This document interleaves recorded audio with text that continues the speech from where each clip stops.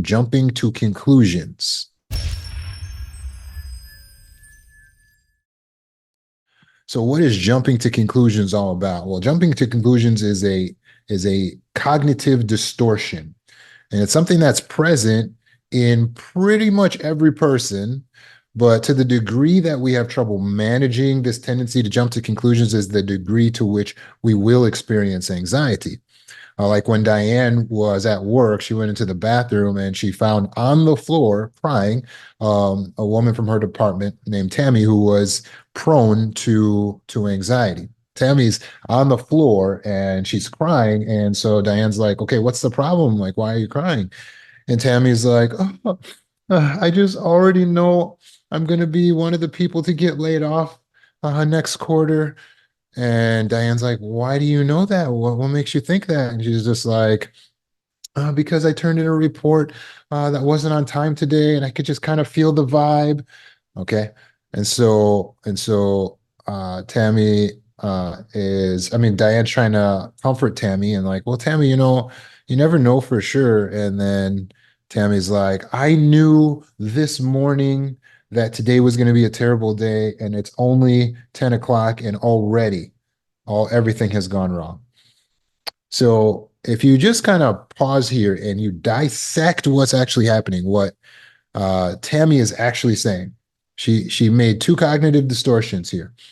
Number one, she mentioned that she's going to get laid off, so that's why she's having anxiety right now, and also this is leading to depression for her. And then she also mentioned that she knew that today was going to be a bad day. Can you see the distortion here? That is jumping to conclusions. So if you're just joining me, then that's what we're talking about today, jumping to conclusions. The other problem of jumping to conclusions is the cousin fortune telling, and the cousin to fortune telling is catastrophizing. So what are these guys, right? So jumping to conclusions is, oh, there was a bad vibe, so I'm going to get fired. So we just take one thing and we say, this is going to mean this in the future. Fortune telling is also the same thing where you're telling the future. This is also cognitive distortion. I know I'm going to have trouble. I know people aren't going to like me. I know that I won't enjoy the party. I'll never find love. Like those types of ideas where you're looking into the future and you're telling the future, like, I know that we are going to lose the game today. This is cognitive distortion. It's very common. It's very common. Many of us tend to do it, but it is distorted thinking. It's not accurate.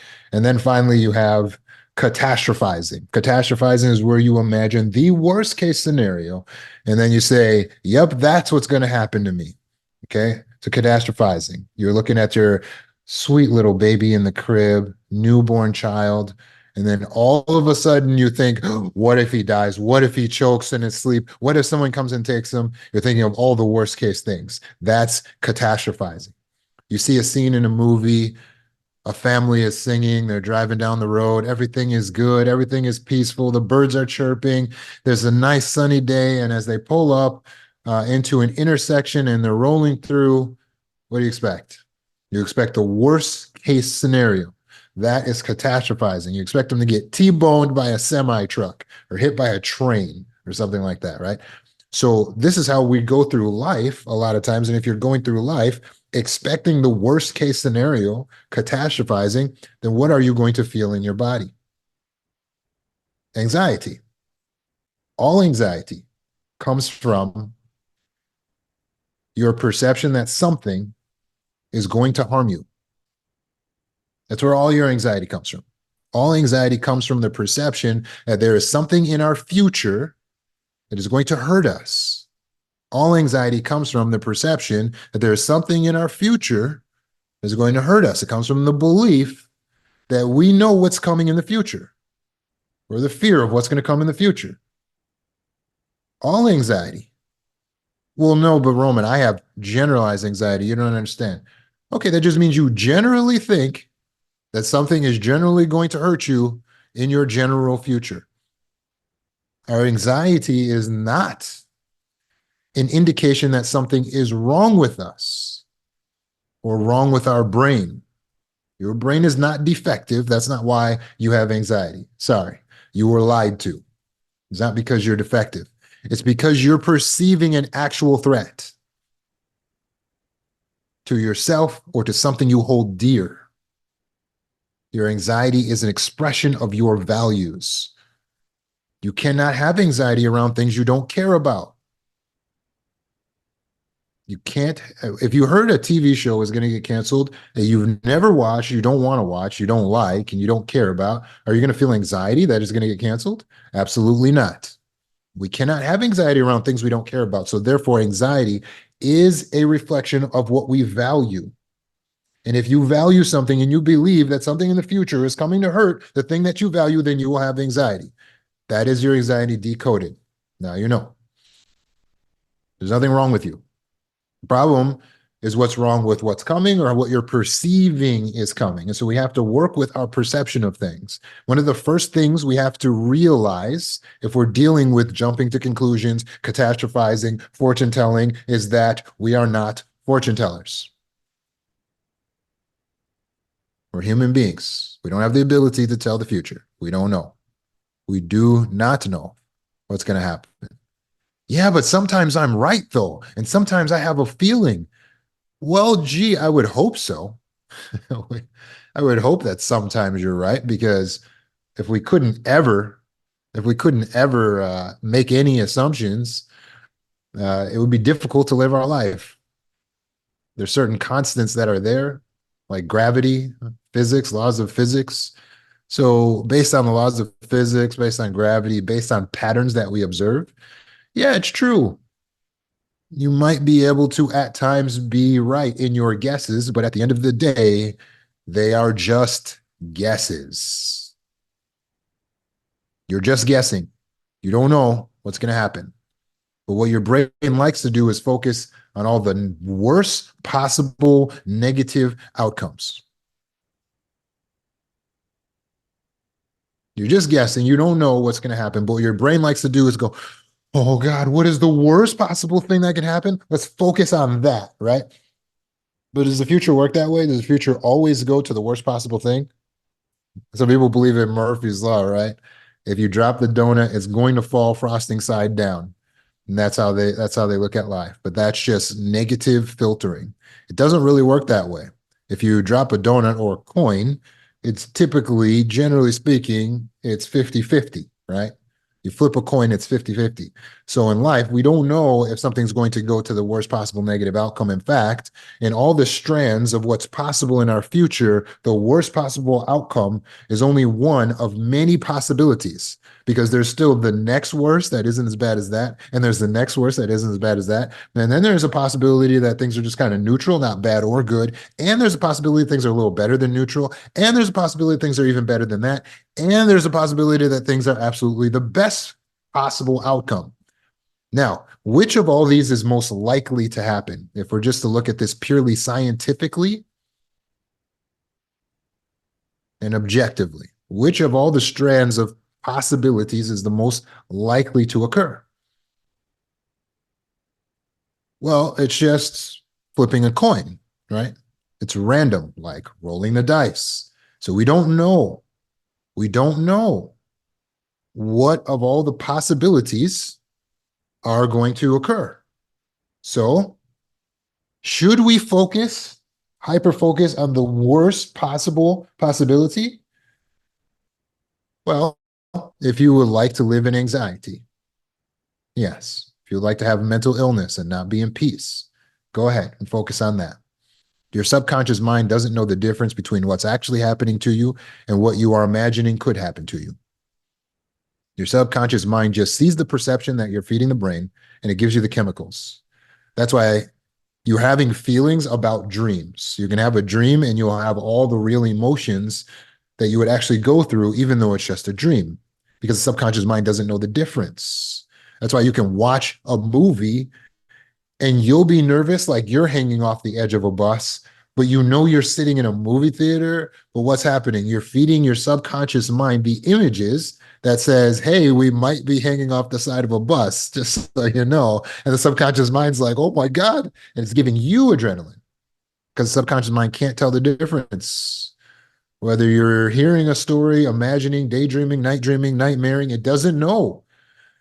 So the stories that you're telling yourself, the subconscious mind is taking those stories and perceiving how they align with your values and giving you the chemicals that are going to match, the emotions, the feelings that are going to match. The emotions are automatic and not in your control. The perceptions are in your control.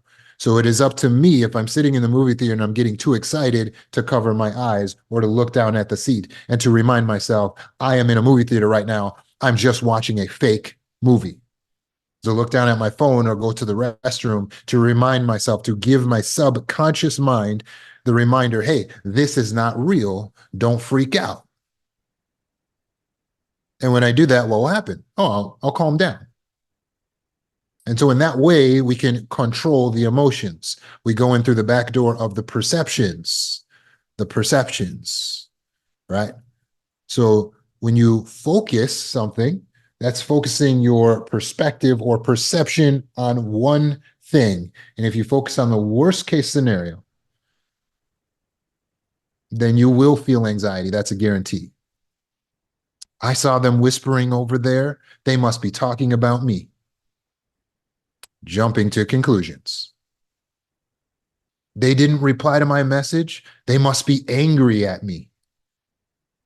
Jumping to conclusions. I haven't heard from them in a while. They must be dead. Catastrophizing. Jumping to conclusions. I made a mistake on my report. I know I'm going to get fired for sure. Catastrophizing. Jumping to conclusions. I tripped in front of everyone. They must all think I'm clumsy. Jumping to conclusions. Now no one will want to work with me. No one will respect me. Jumping to conclusions. If I fail this exam, my entire future is ruined. Catastrophizing. I didn't get the job. Now I'll never find a job again. Catastrophizing. I forgot to lock the door. So someone's probably going to break in. I have a heartache. It must be a sign of serious illness. Catastrophizing. Oh, I know I must have cancer for sure. Catastrophizing. I won't enjoy the party. I know something bad's going to happen.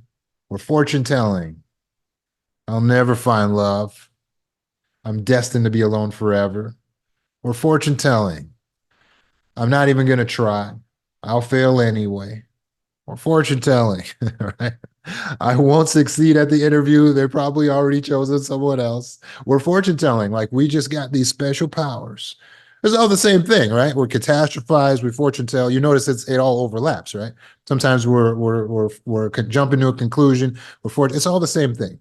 And so under my list of cognitive distortions, I have them grouped. Catastrophizing and jumping to conclusions, same thing. It's this idea that you are Doctor Strange. You're able to go into a version of the future and figure out which version is most likely to occur, and you're focused on that. Well, really, all that you're really doing is you're just scared. That's all it is. So out of fear, which is trauma response, you focus, hyper-focus on the worst possible outcome, and you focus on that. And it seems like that's going to work, but it's a bad strategy for life. It's a bad strategy for life. When you're in an actual emergency, it then is adaptive to focus on the danger in the room, right? So if there is like, let's say a bear in your house, okay, it would then be adaptive to say, I'm going to focus on the fact that there's a bear here right now. I'm not just going to relax. I'm not just going to go to my refrigerator. No, there's a bear. Why? Because there's an immediate danger. So therefore it is adaptive.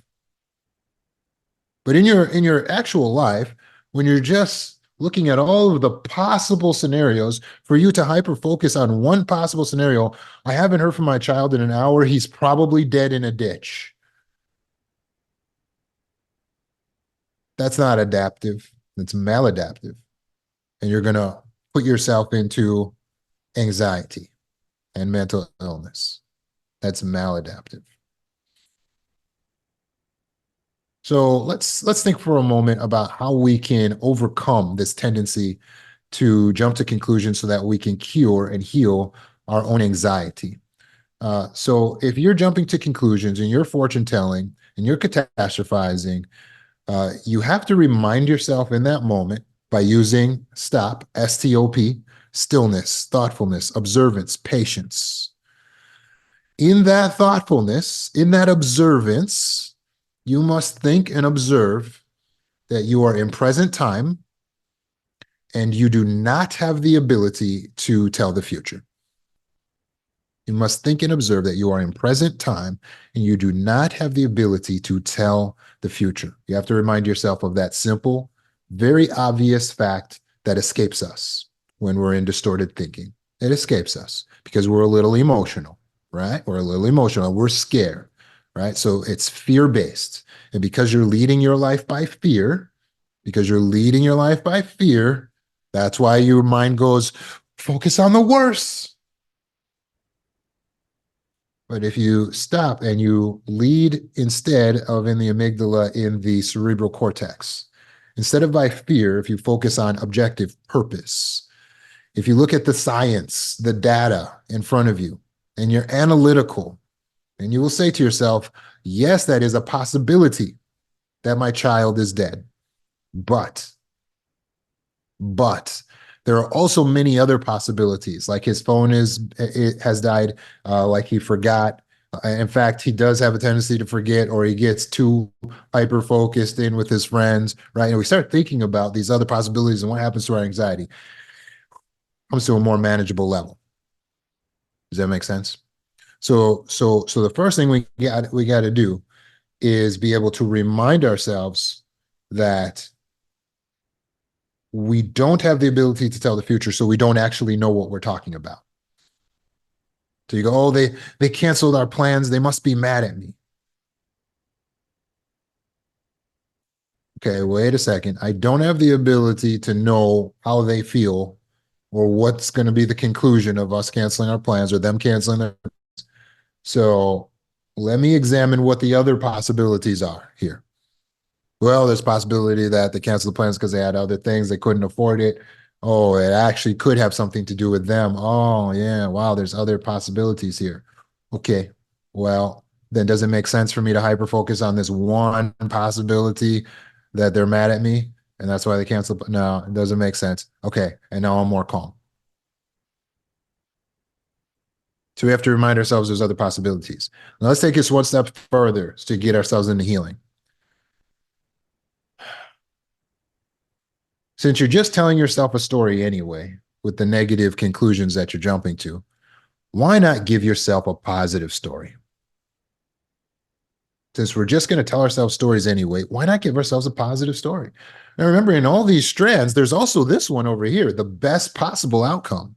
So since we're just telling the future, and this possibility has just as much probability as this possibility, why not focus on the positive possibility? What would happen?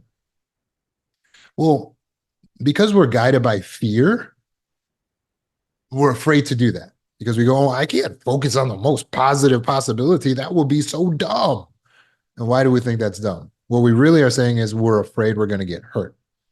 And so we think we're smart and keeping ourselves from getting hurt by focusing on the worst positive possibility. But does that really keep you from getting hurt?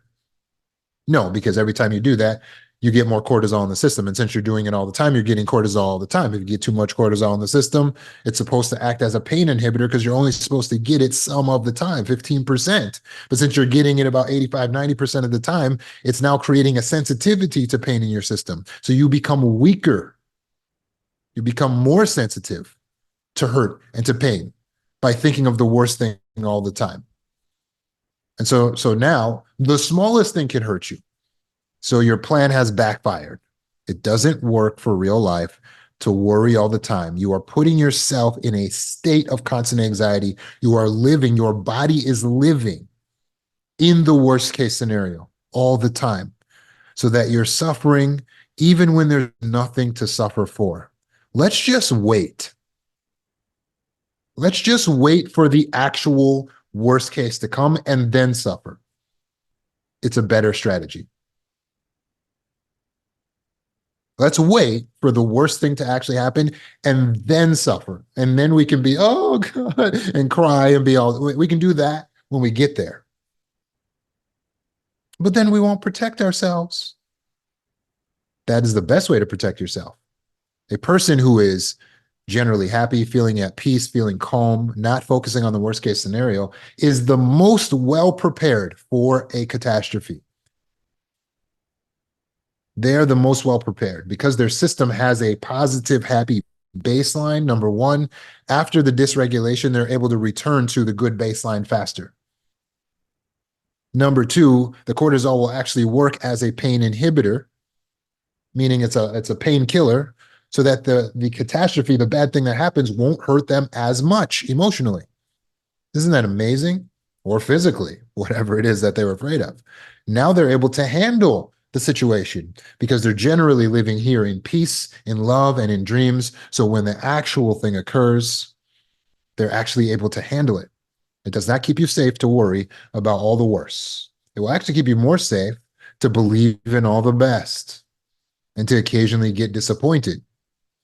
It will keep you more safe to believe in all the best and occasionally get disappointed. So instead of jumping to conclusions, we should stand still and not jump anywhere. And instead of fortune telling all the negative, why don't we just create some positive stories about what maybe could happen that would be good? So instead of catastrophizing, we're actually idealizing, hey, now we're living in dreams. So maybe I'll get cut from this audition, but maybe, just maybe, they will select me for this audition. And then I will go on to be a famous actor. And then I will live in Hollywood and I will achieve all of my dreams. Is that delusional? Sure, a little bit. But so is what you were just doing 5 minutes ago with all the negative. They're going to cut me from the show. Now I'm not going to eat. Now I'm going to become homeless. That was a delusion too. So if we're going to give ourselves a delusion, we might as well give ourselves a positive one. This is one of the biggest secrets of the universe. I don't know if you even know it. I just saw someone on online on the internet. They were bragging. They said, there was a woman. She said, I just found the biggest secret. I just stopped telling myself that I was an ugly troll and instead told myself, no, I'm good looking and I'm hot. And now I'm hot. And now I actually believe that I'm hot. She said that. And guess what? She was right. She was hot. You know why? Because she believes she's hot. Come on. That doesn't actually work. Oh, yes, it does. Oh, yes, it does. We have the greatest influence of what our personal reality will be more than anyone else, more than anything else. You've got the influence. You've got the power. Tell yourself a positive story and see if you don't start living in a better version of reality. It's a guarantee. It's one of the secrets of the universe. This is how happy, successful people keep on being happy and successful.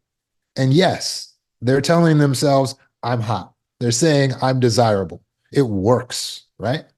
Yeah, because it produces confidence. That's where confidence comes from. It comes from telling yourself a positive story. It doesn't matter if it's a little bit delusional. Your confidence comes from telling yourself a positive story. So when the man walks up to the woman and he's exuding confidence, he's telling himself, I'm desirable. Any woman would be so fortunate to find a guy like me. I'm a blessing to a woman. When he comes with that energy, he's more attractive, isn't he, ladies? Even if he doesn't, on the outside, you're like, I wouldn't normally go for this guy, even if he's like that. But his energy is, I am a blessing to whomever. You're kind of, it's like you're at least a little intrigued versus the energy, oh, I hope you can be a blessing to me because I'm certainly nothing. Well, he could really be really handsome, but with all that negative energy and that loss of self, right? He's not attractive. Yes, this is a secret to the universe. Happy, successful people are giving themselves happy, successful delusions of the future. It is okay to think about the best possible case scenario, at least as much as you would think about the negative. But if you bring this negative down to 15% and this to 85%, your mental illness will float away. And that's not even an exaggeration. And you're at 85% things that are aligning with my values, thinking about the future in a way that it will align with my values and who I am and what I am and what's important to me. I am going to find the love of my life. I am desirable. I am beautiful. Things are going to work out for me. I am going to be successful. I am going to be wealthy. My business is going to succeed. My children are going to be protected. You're going to feel better. I'm sorry. I know it's an inconvenient truth, and I know it's annoying that it's that simple, but it is the truth. And then you say, I don't want to lie to myself. I don't want to lie.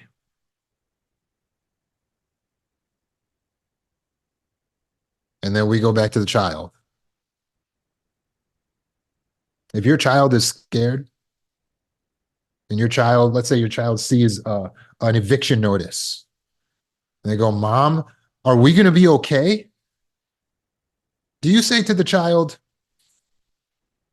well, I'm not really sure if we are going to be okay? Do you say that to your child? If your child is sick, Mom, am I going to be okay? Do you drive them to the doctor while saying, I'm not really sure if you are going to be okay? This could be the end. Do you say that to a child? No. You don't talk to a child like that. What do you say to a child? It's going to be okay. Yes, honey, it's going to be okay. You don't know how you're going to pay the rent, but what do you say to the child? You say, it's going to be okay. Mommy's going to handle it. I'm going to handle it. I got this. Don't worry about it. It's going to be okay. Oh, well, I thought you didn't want to lie. Instinctually, we realize that we need to be on a certain bend of the truth when it comes to speaking to a child, positive, upbuilding, reassuring, and soothing.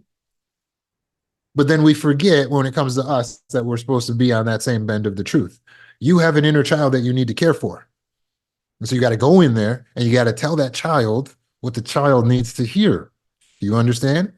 You don't go in there and tell the child, I don't know, this really could get bad. You don't say that to the child. You have an inner child, so when you speak to it, you must say, it's going to be okay. It's going to be okay. And don't say, well, I don't want to lie. Yes, you do. You want to tell a positive story. And when you tell positive stories about yourself, about your future, and about what your mate is doing, by the way, because we know you're notorious for the, oh, he didn't talk to me, so he must be mad at me. He must not like me. He must think I'm ugly. He must think I'm fat. All of that is jumping to conclusions. So you got to tell yourself also a positive story about that. Oh, he didn't talk to me. He must be speechless with how beautiful I am. Oh, she's getting an attitude. She must really feel safe around me to just be herself. And why is it better to give ourselves the positive story to the negative? Because we feel better. And then our spouse comes to us later. Hey, I'm sorry I came in the house like that with all the attitude.